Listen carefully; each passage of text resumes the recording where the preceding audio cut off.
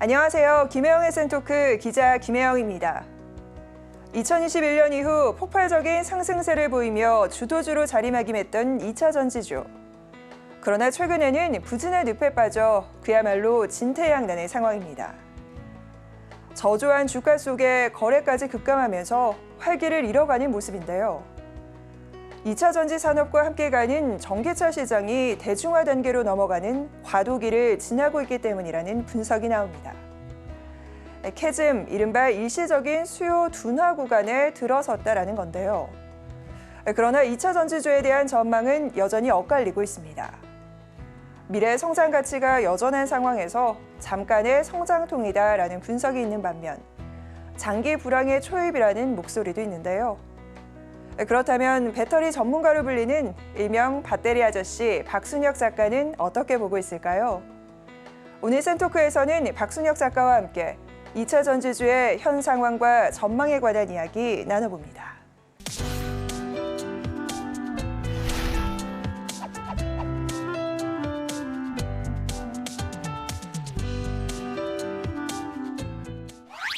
네, 오늘은 박순혁 작가님과 함께합니다. 어서 오십시오. 네, 안녕하십니까. 네, 오늘 자리해 주셔서 너무 감사합니다. 우선 시청자분들에게 함께하시게 된 인사 말씀 먼저 좀 부탁드릴게요. 예, 서울경제 시청자 가족 여러분 뵙게 돼서 너무나 반갑습니다. 예. 저희가 이제부터는 시청자분들이 기다리는 본격적인 이야기를 조금 나눠보도록 하죠. 예. 자, 2차 전지주에 관한 이야기 지금부터 본격적으로 심도 있게 나눠보려고 합니다. 개인 투자자들의 이른바 희망으로 꼽혔던 2차 전지 관련주의 주가가 최근에는 다소 부진한 성적을 보이고 있는 상황입니다. 한때 이 희망으로 불렸던 2차 전지주가 왜 이렇게 고꾸라진 걸까요? 제가 항상 이제 반복해서 드리는 말씀이 이제 주가가 떨어지는 거는 이제 원래 그렇기 때문에 첫 번째가 이제 원래 그렇다 뭔가 주기가 있다라는 거죠. 오르기도 하고 내리기도 하는 게 이제 주식이니까 이제 그렇고 두 번째로 이제 싸게 살 기회를 주기 위해서 그렇고 그리고 세 번째로는 이제 당신의 믿음이 굳건한가에 대한 테스트를 하기 위해서 그렇다. 이렇게 이제 제가 항상 세 가지로 말씀드리는데. 다르지 않습니다. 지금도 마찬가지입니다. 사실은 이제 좀 어려워요. 이 세 가지 이야기가 이제 주식시장의 격언과도 같은 이야기이긴 하지만 지금 2차 전지주 고점에서 잡으신 분들도 있단 말이죠. 이렇게 물려있는 분들은 사실 애가 타고 속이 타는 그런 상황입니다. 자, 이 상황에서 이런 부진한 흐름이 과연 언제까지 이어질지 궁금한데 주기가 있다라고 하셨잖아요. 그렇죠. 그러니까 제가 이제 말씀드렸던 그 내용은 이제 좀 투자적 관점에서 말씀드리는 거고요. 항상 이제 제가 반복해서 말씀드리지만 이제 투자의 관점하고 투기의 관점은 좀 구분해서 볼 필요가 있고, 맞습니다. 투자의 관점에서는 이제 시간이 필요한 거다. 이제 그래서 한 최소 3년을 갖고 가실 거 아니면 처음부터 발을 들이지 마라라고 이제 제가 말씀드린 게 이제 그런 이유고요. 그래서 작년 여름이나 가을이나 이렇게 사서 이제 갖고 계신 분이라 하더라도 지금 많이 물려있다 네. 하더라도 아직 3년 안 됐잖아요. 네.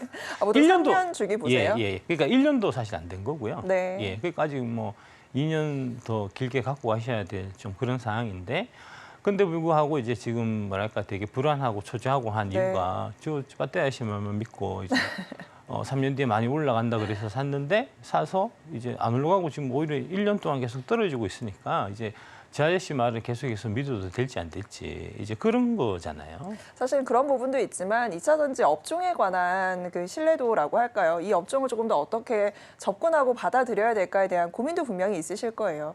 반등의 시기는 누구도 사실 알 수 없죠. 우리가 신이 아니니까요. 예. 하지만 그래도 이 주기라는 게 있다 보니 하반기 정도에는 조금 나아질 수 있나요?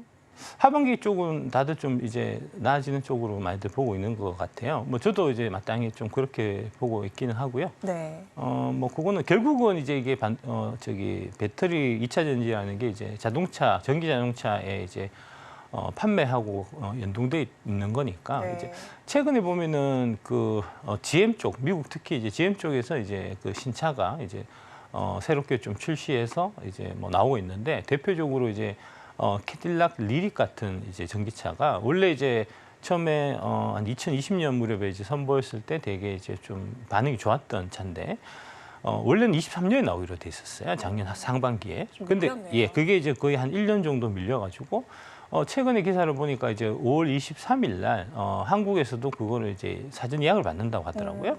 그래서 이제 그런 형태로 그동안 나기로 돼 있었던 전기차가 좀 이제 밀려 있었고, 보면 이제 차라는 게 보통 되게 이제 고액의 물건이기 때문에 이제 네. 찍어놓고 이제 나올 때까지 보통 기다리잖아요. 네, 이제 그렇죠. 많은 분들이 좀 기다리고 계셨고 이제 나오게 되니까 이제 좀 팔리면서 좀 좋은 방향으로 이제 가게 되지 않겠나 저는 뭐 그렇게 보고 있습니다.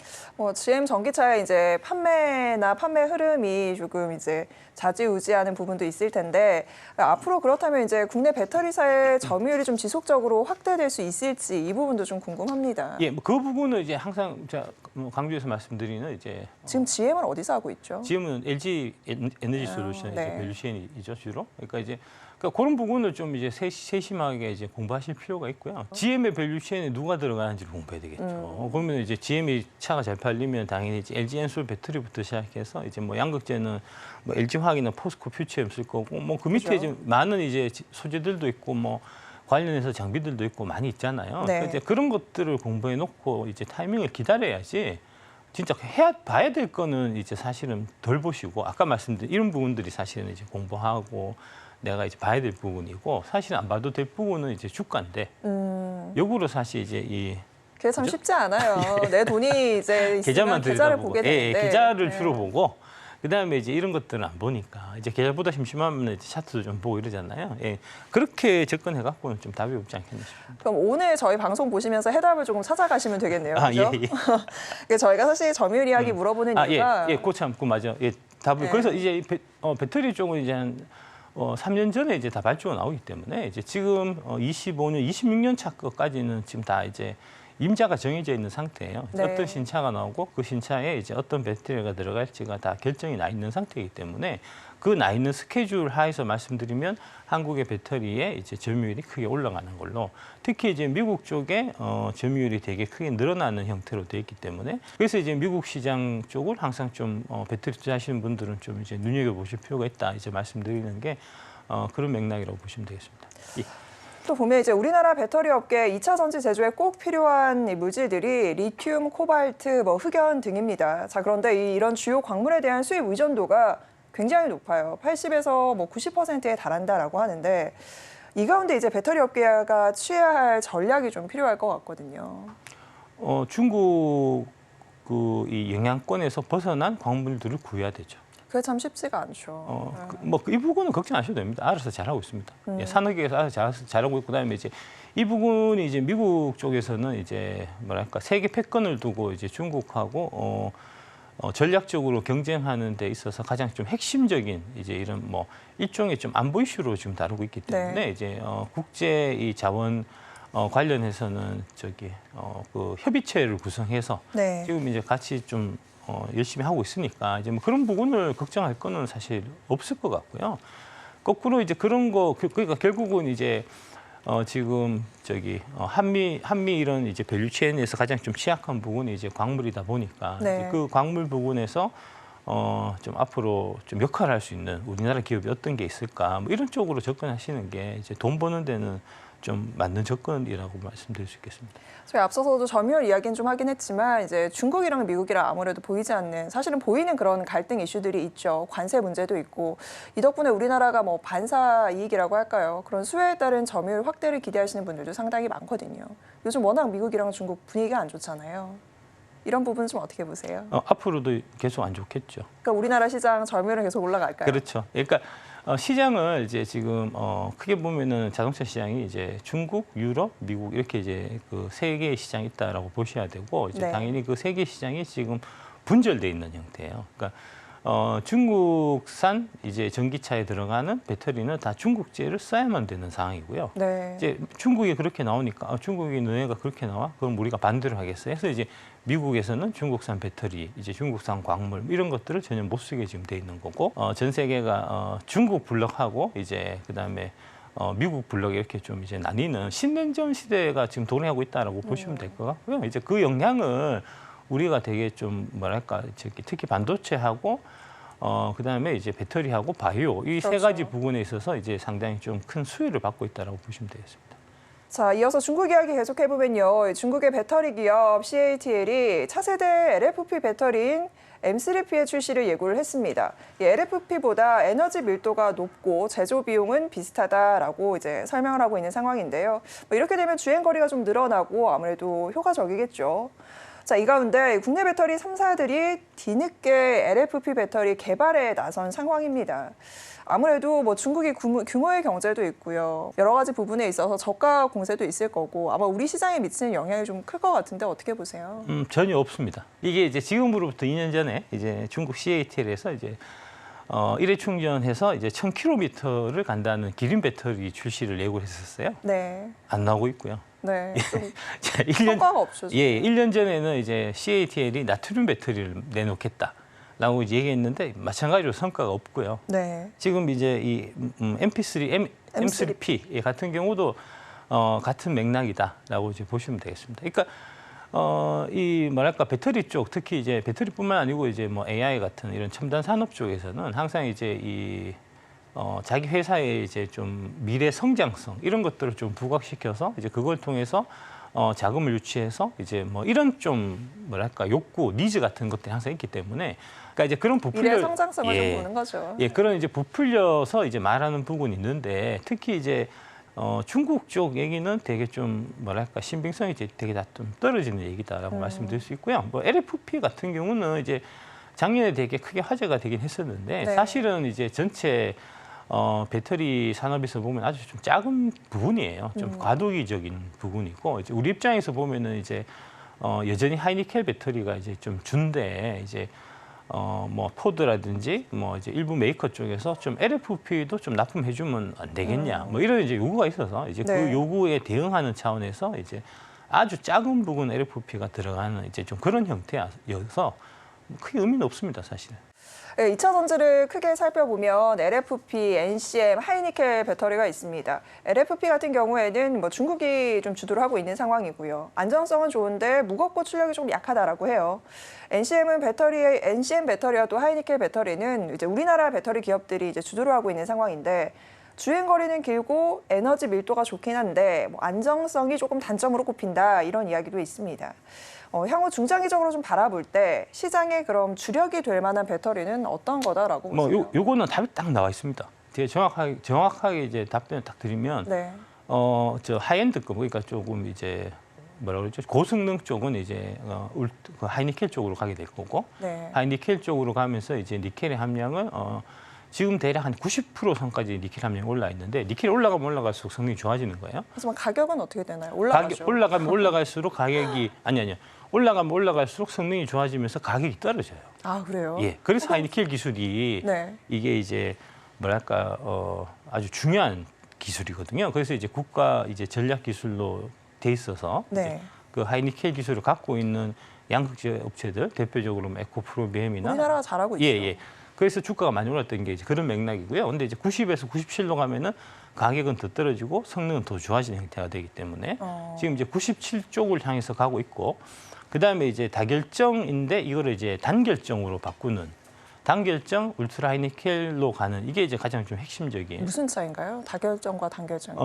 최근에 그 테슬라 사이버 트럭 같은 거 4680 나올 때 네. 이제 뭐 그런 원통형 대용량 원통형 배터리에서는 이제 단결정이 필요하다 뭐 이런 얘기가 있어요. 좀 안정성이나 뭐 그런 부분 기술적인 부분인 것 같은데 그다음에 두 번째로 이제 성능보다는 조금 더 가격을 조금 더 따지는 쪽 이제 이런 쪽에는 그 미드니켈 그 저기 고전압 미드니켈이라고도 하고 뭐 하이망간이라고 네. 하는 이제 망간 망간. 비중을 높이면서 이제 좀 가성비를 위주로 가는 이제 그래서 그게 이제 저기 고전압 미드니켈 쪽이 지금 얘기 나오고 있는 좀 LFP 시장을 대체를 하고 그다음에 이제 울트라 하이니켈은 원래 하던 대로 이제 계속해서 좀 주류가 되는 그러니까 하이니켈이 한 7, 그다음에 이제 그 저기 고전압 미드니켈이 한 3 정도 되는 이제 그 정도 그림을 그리 보시면 될 것 같습니다.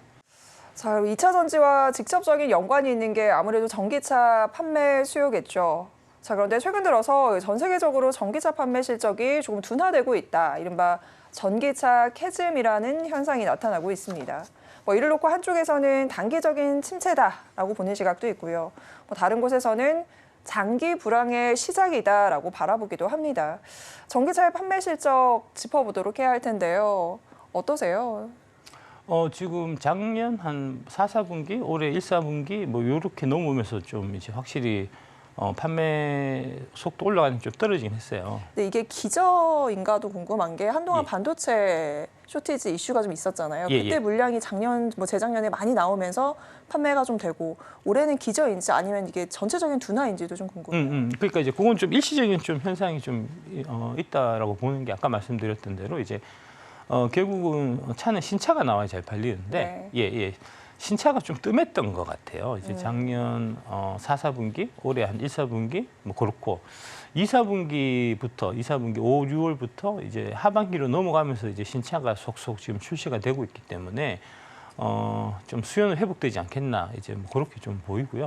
그러니까 이제 그런 부분들을 신차 출시 일정들을 좀 같이 보고 그 신차 출시 일정을 보면은 그 신차에 들어가는 배터리가 뭐가 들어가고 거기 양극재는 누가 쓰고 부품은 어디게 저기 다른 소재는 어떤 거 쓰고 이런 거 다 나오거든요. 그러니까 이제 주가 떨어진다고 이제 그 속상해만 하지 마시고 그런 이제 밸류 체인 같은 거 한번 지금 시점에서 한번 좀 검토해 보실 필요 있을 것 같습니다. 지금 보면 이제 포드가 신차가 좀 출시된다라고 하고 예. 그리고 그 외에 또 어디에서 신차를 준비하고 있나요? 뭐 현대에서 이제 그 아이오닉 9이라고 하는 또 신차가 나온다고 하더라고요. 하반기에. 이제 뭐 그것도 있고 뭐 지프도 전기차가 나온다고 하고요. 이제 많이 좀 하반기에 많이 좀 대기되어 있는 상태입니다. 그렇군요. 예.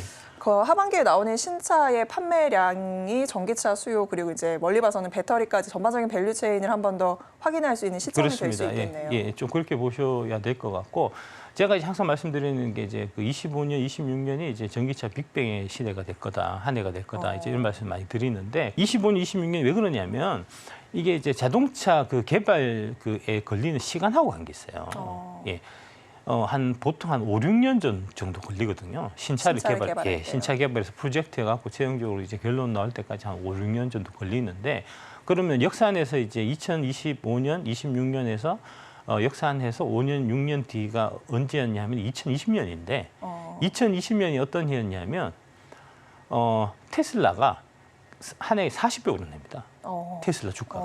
그러니까 그 전까지는 이제 이 완성차 메이커들도 이제 전기차를 해야 되냐 말아야 되냐. 왜냐하면 그렇죠. 전기차를 하려고 하면은 기존에 잘 팔리고 있던 내연차를 이제 다 엎어버리고 가야 되니까 좀 망설여지잖아요. 그렇죠. 될지 안 될지 자신도 없고 일단 들어가게 되면은 이제 초기 투자 자금은 또 엄청나게 많이 들어가니까 그 고민하고 있었는데 이제 시대적 흐름이에요. 예. 선택 사항이 아니에요. 그러니까 선택 사항이 아니고 필수로 만들어진 해가 2020년이고 그때 이제 테슬라가 주가가 40배가 올라가면서 어마어마하게 올랐죠.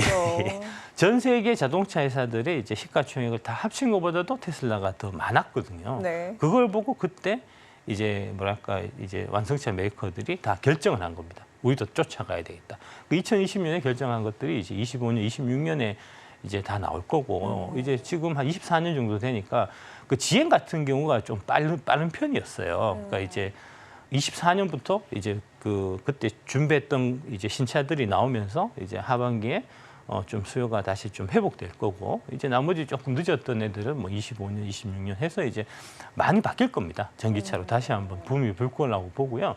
그러니까 불고 나서 사면 늦잖아요.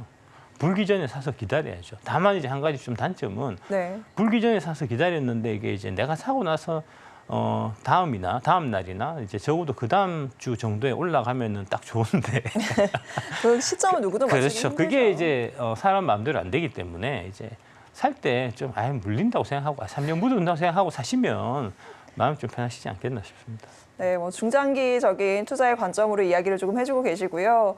자, 이렇게 되면 하반기 전기차 시장에 신차가 이제 속속 나오게 되고 분위기가 조금 반전되지 않겠냐 이런 이야기 해주고 계시는데 뭐 그렇다면 국내 배터리 업계의 성장성은 앞으로도 높게 좀 평가할 수 있겠네요. 그럼요. 그거는 이제 확정돼 있는 거니까요. 예. 그러니까 그게 뭐냐면 이제 바인딩 계약이라고 제가 말씀 계속 드리는데 처음에 계약을 할 때 이제 최소 물량을 완성차 메이커에서 사가야 돼요.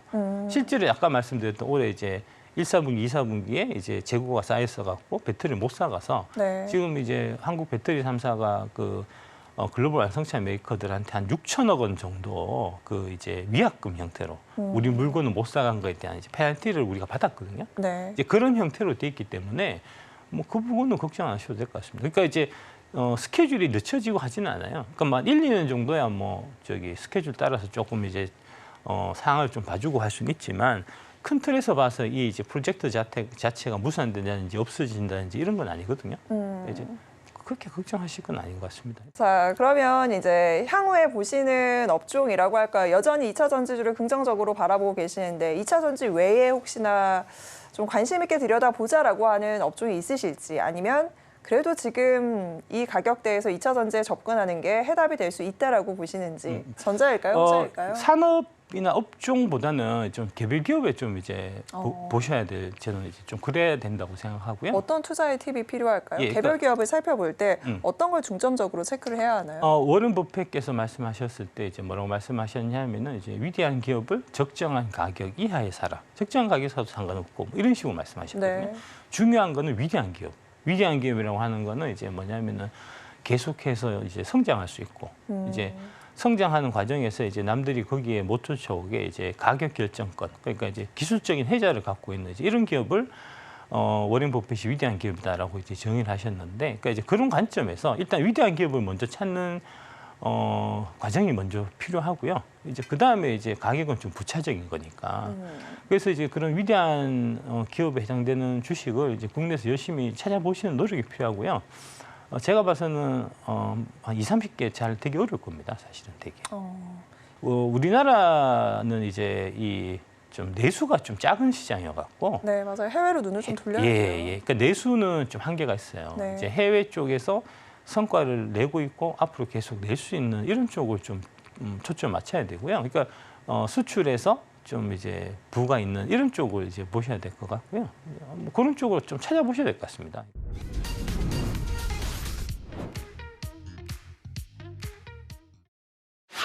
자, 이렇게 저희가 2차 전지에 관한 이야기 전반적인 흐름들 체크를 해봤는데 조금 더 근원적인, 근본적인 이야기 나눠보려고 합니다. 박순영 작가는 기존에도 이제 배터리주들이 한창 날아가기 이전부터 배터리 쪽을 좀 잘 지켜봐야 한다라고 이야기했던 분 중 하나인데요.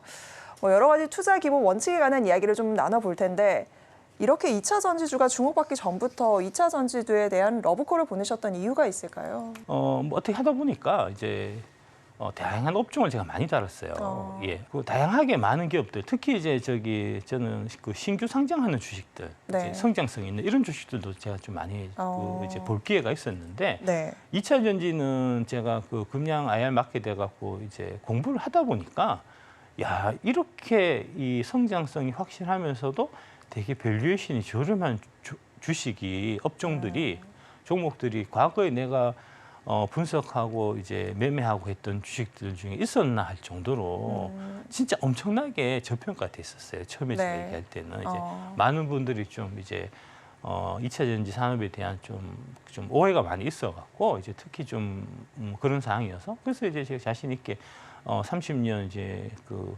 밸류에이션 이제 경력으로 네. 이거는 사면 되게 괜찮을 것 같다. 이제 뭐 특히 대표적으로 에코프로 같은 경우가 이제 한 6만 원, 7만 원 할 때 이거 내가 생각에는 한 3년 되면 한 30배 가도 될 것 같은데 뭐 이런 식으로 얘기했는데 네. 1년 만에 20배 갔어요.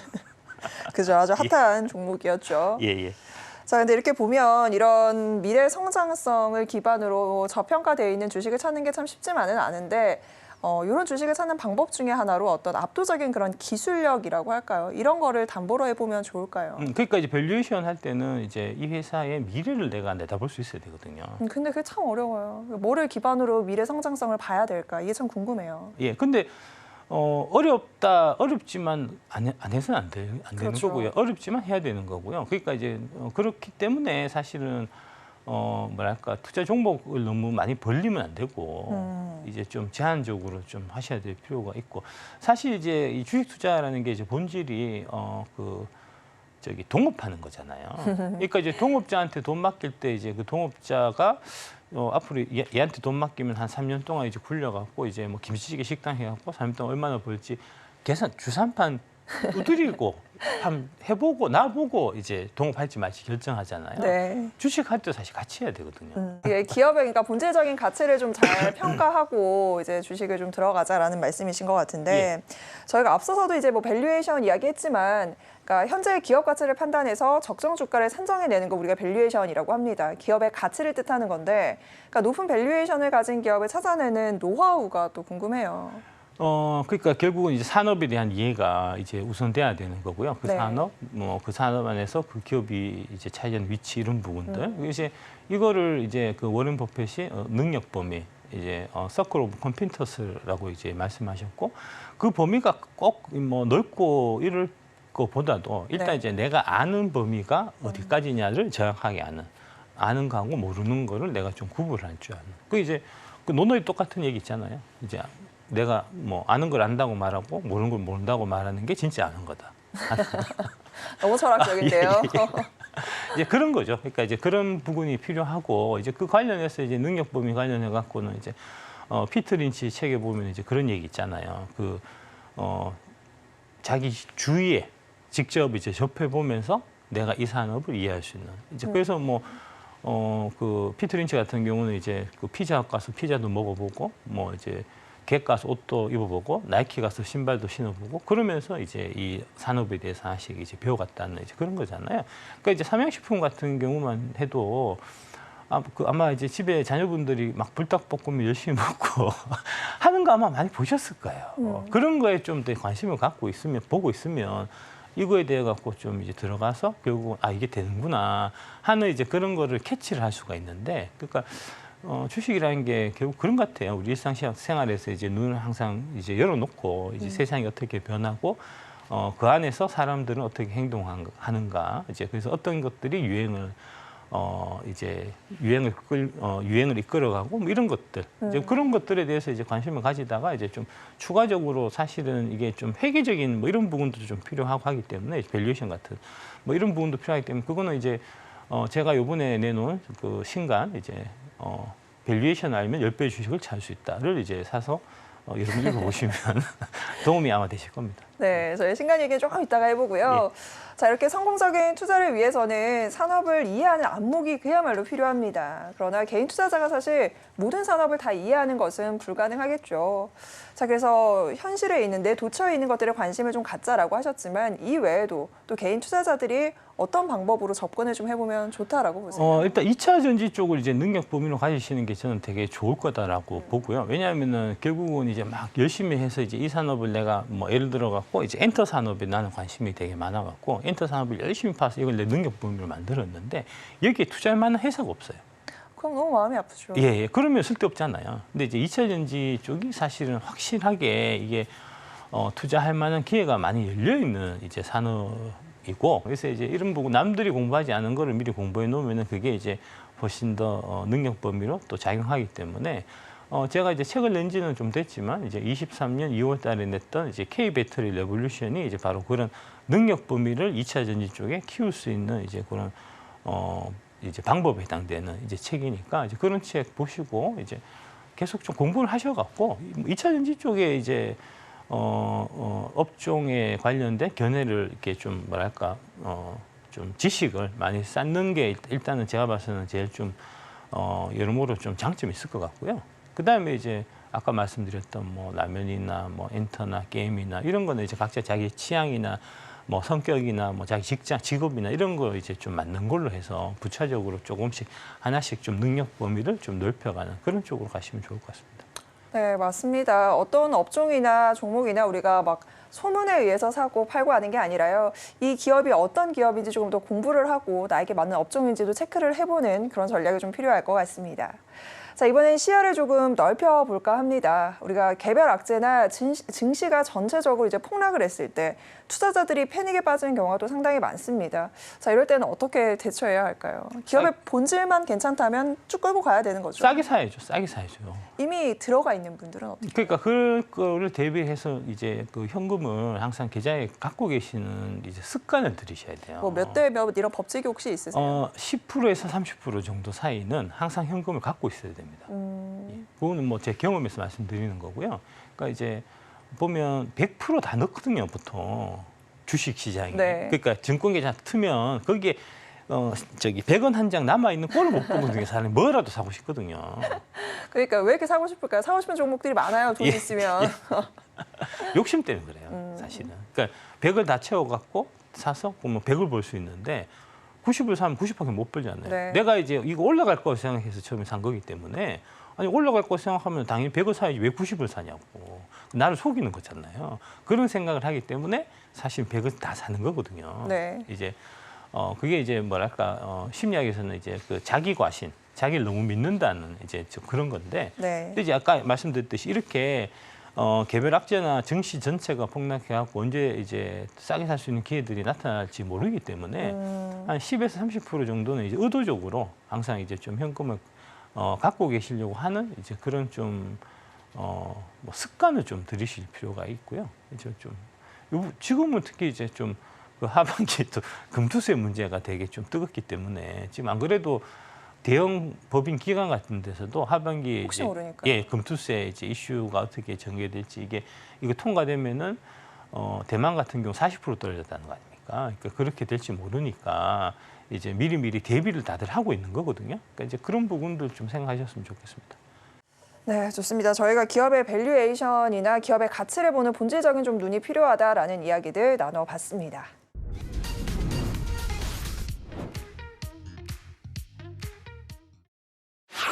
자, 그리고 박순영 작가님 하면 떠오르는 수식어가 바로 배터리 아저씨입니다. 자, 그런데 이 외에도 지금 별명이 하나하나 넣으셨어요. 증권가의 다윗이라고도 불린다라고 합니다. 주식시장의 이슈들에 대해서 거침없는 일침을 내놓고 있는 상황인데요. 지금 주식시장의 현안 크게 두 가지 짚어보자면 일단은 금투세 부분이 있을 것 같습니다. 총선 전부터 증권가에 굉장히 뜨거운 감자였는데요.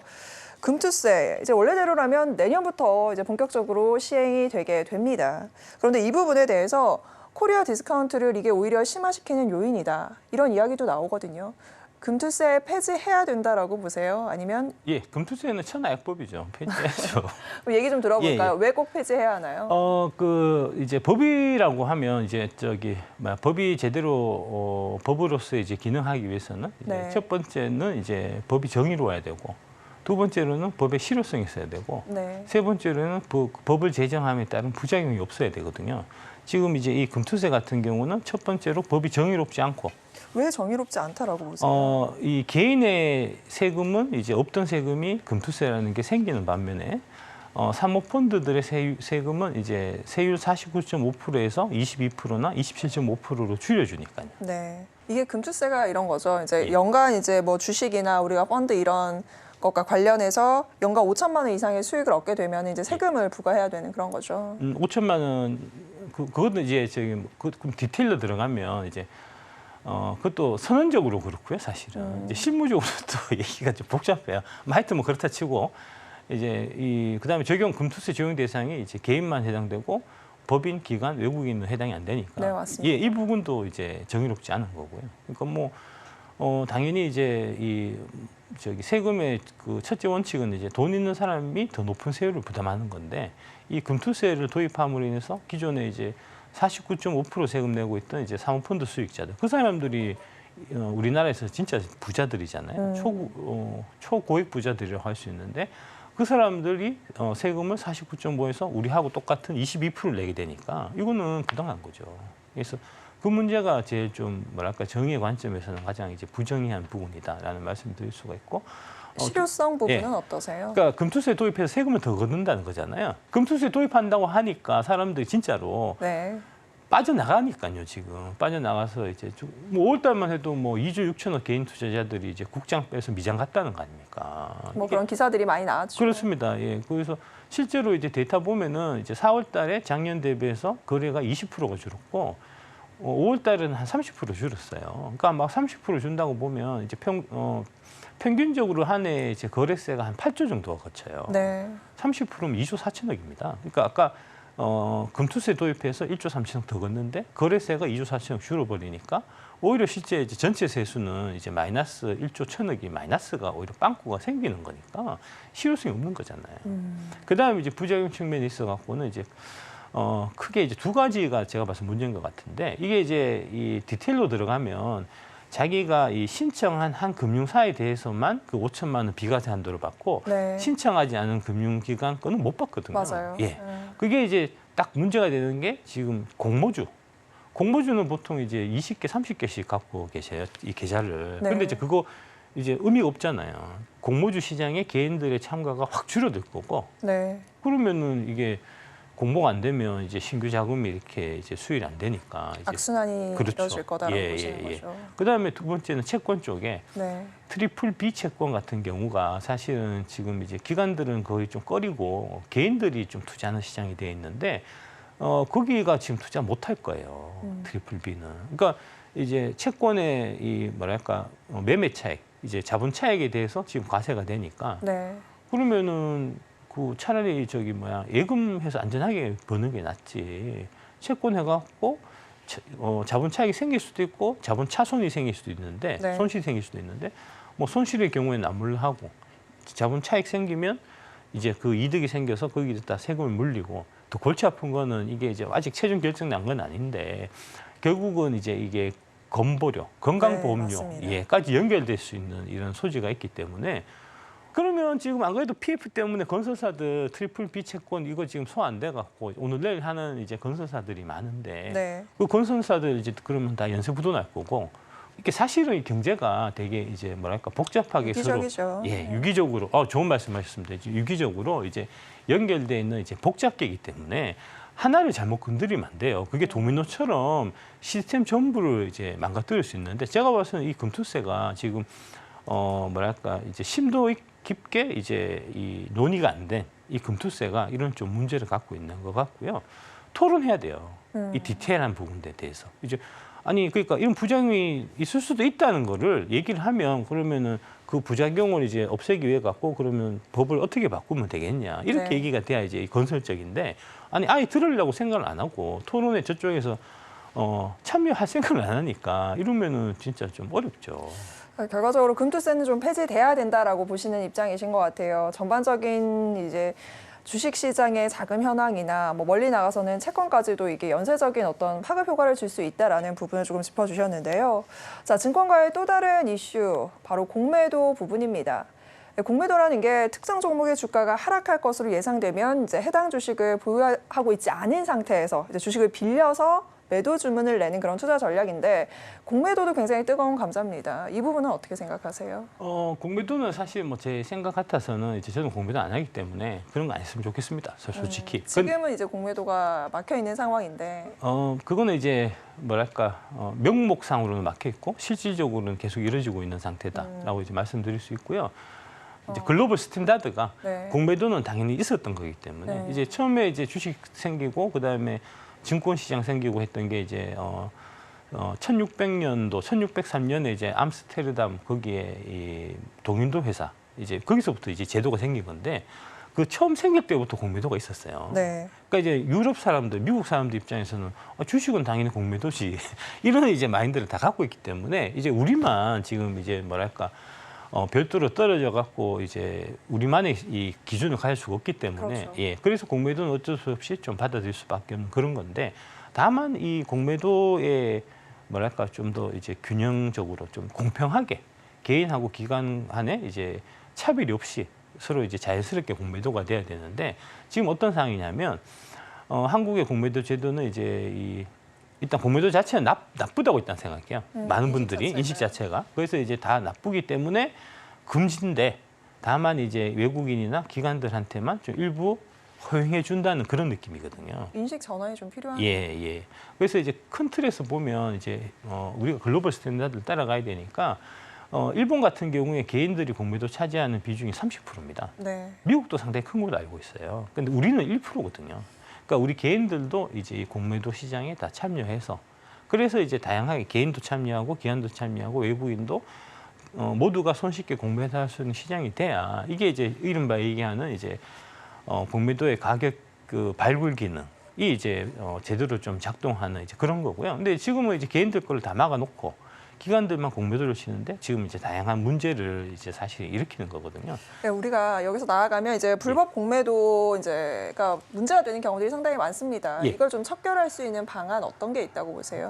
뭐 답은 딱 나와 있습니다. 다만 이제 의지가 없는 거죠. 의지가 없고 이제 이 뭐랄까 정치적 파워가 지금 이제 그 금융 카르텔 쪽의 파워가 워낙 막강하기 때문에 한 번에 해결되기가 좀 사실 어려울 뿐입니다. 처음에 얘기 나왔었던 거 이제 그 세 가지. 네. 첫 번째 이제 무차입 공매도, 네. 그다음에 이제 무기한 공매도, 무제한 공매도 이렇게 이제 산무 공매도가 철폐돼야 된다고 제가 말씀드리는데 지금 전반적으로 보면 이제 무기한이나 무제한은 지금 해결이 안 된 상태고요. 네. 무차입 부분만 일부 해결된 상태에서 이제 전산화를 통해 갖고 이제 무차입 부분은 좀 뭐랄까 좀 과거에 비해서는 좀 더 강하게 이제 제재하고 이제 관리 감독하는 형태로 해서 개인 투자자 입장에서는 이제 좀 아주 작은 부분 이지만 좀 진전이 있었다 이제 그렇게 볼 수 있고 나머지 남은 과제에 대해서는 이제 지금은 좀 우리 개인 투자자들이나 이제 이런 쪽에 뜻을 갖고 계신 분들이 이제 좀 세력이 좀 부족하기 때문에 세력을 좀 더 키워갖고 3년 뒤에 대선하니까 그때 한번 또 열심히 한번 해보면 어떨까 싶고요. 지금은 좀 당장 불 앞에 발등에 떨어진 분은 금투세이기 때문에 금투세 쪽에 초점을 맞춰갖고 이거를 빨리 해결하는 쪽으로 좀 힘을 모으는 게 맞는 것 같습니다. 네, 이 금투세 관련해서는 개인 투자자들의 이 불안함이라고 할까요? 굉장히 큰 상황입니다. 유예 혹은 폐지를 두고 이렇다 아직 윤곽이 조금 나오지 않은 상황인데 정치권에서도 조금 발빠르게 움직여서 유예든 폐지든 어떤 방향성을 조금 제시해 줘야 되지 않을까라는 생각이 들고요. 자, 조금 더 먼 시장 이야기를 해보면 이제 우리나라 주식시장 지금 처해 있는 건 뭐 금투세, 공매도 당장의 이슈를 얘기했지만 우리가 밸류업 프로그램도 정부에서 굉장히 크게 주창을 하고 있는 상황입니다. 우리나라 주식시장 환경이 앞으로 좀 나아가야 할 방향성이라고 할까요? 어떻게 좀 보고 계세요? 각성하고 스스로 많이 기억해야 돼요. 그러니까 이제 연초에 이제 그 밸류업 프로그램이라는 거를 이제 대대적으로 얘기를 하다가 네. 결국 이제 흐지부지하게 끝났는데 아닙니다. 뭐 해외로 어쨌든 많이 나가서 지금 하고 있어요, 프로그램들. 예. 네. 결국은 자기 살을 깎는 게 자기 피부를 벗겨내고 새 피부로 갈아 끼우는 게 그게 이른바 개혁이거든요.